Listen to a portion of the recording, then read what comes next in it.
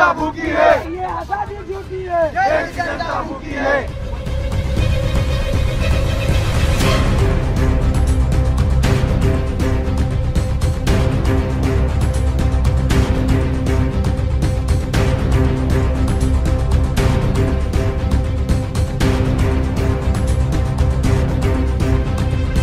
शेंदुर्णी इथं डॉक्टर बाबासाहेब आंबेडकरांच्या पुतळ्याची समाजकंटकांनी केली विटंबना।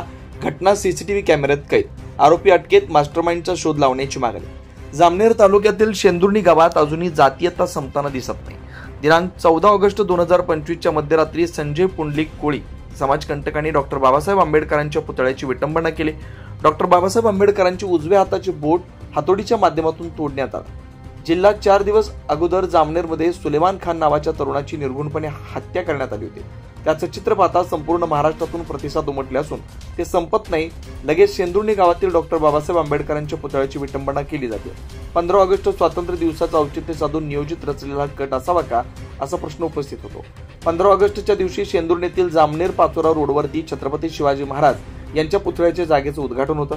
दोन समाजामध्ये कसा वाद निर्माण होईल, सामाजिक सलोखा कसा बिघडेल व गावातील शांतता व सुव्यवस्था बिघडवण्याचं कट कारस्थान दिसून येत आहे। या जातीवादी मानसिकतेच्या लोकांना पुन्हा परभणीत तर करायचं नाही ना असा प्रश्न निर्माण होतोय।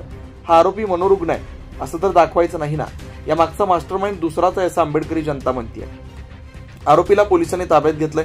त्या आरोपी विरुद्ध भारतीय न्याय संहिता कलम 298, कलम 299, 196, 61(2) या पद्धतीने गुन्हा दाखल करण्यात आलाय।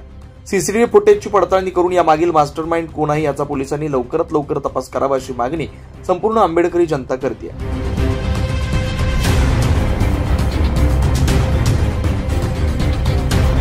काय बोलला त्याप्रमाणे आम्ही 100% कारवाई करणार आहोत। आपली गुन्हा दाखल करायची प्रक्रिया पण चालू आहे आणि त्यानंतर बाकी आमची जे टीम वगैरे झाले रवाना पण केलेली आहे आपण त्या तपासा संदर्भात। गुन्हा दाखल झाल्यानंतर आपण पुढची कारवाई लगेच करतोय। तुम्ही तो आरोपीला अटक केव्हा करणार? अटक आपलं प्रोसेस चालू आहे कारवाई समजा तपासाची। ते झाल्यानंतर आपण लगेच कारवाई करून सगळं क्लिअर झाल्यानंतर। आणि फक्त मी आता जसं जे काय हे केलेलं आहे त्याप्रमाणे आपण आपलं डॉक्टर बाबासाहेब आंबेडकरांची घटना आहे, घटनेवर सगळा आपला कायदा वगैरे आहे त्याप्रमाणे फक्त आपण कायदेशीर मार्गाचा अवलंब करावा एवढंच मी आपलं सर्वांना आवाहन करतो। कॅमेरे आधी मला वाटतं कॅमेरे आधी काही बसवले नाही, आणि कॅमेरा बसवायचा साहेबांना विनंती करून ते कॅमेरे वगैरे काय जिथं असतील आपल्या प्रार्थना आपण कॅमेरे बसवून देणार। 24 लाईव्ह महाराष्ट्र न्यूज हेमकांत गायकवाड, जळगाव, जामनेर।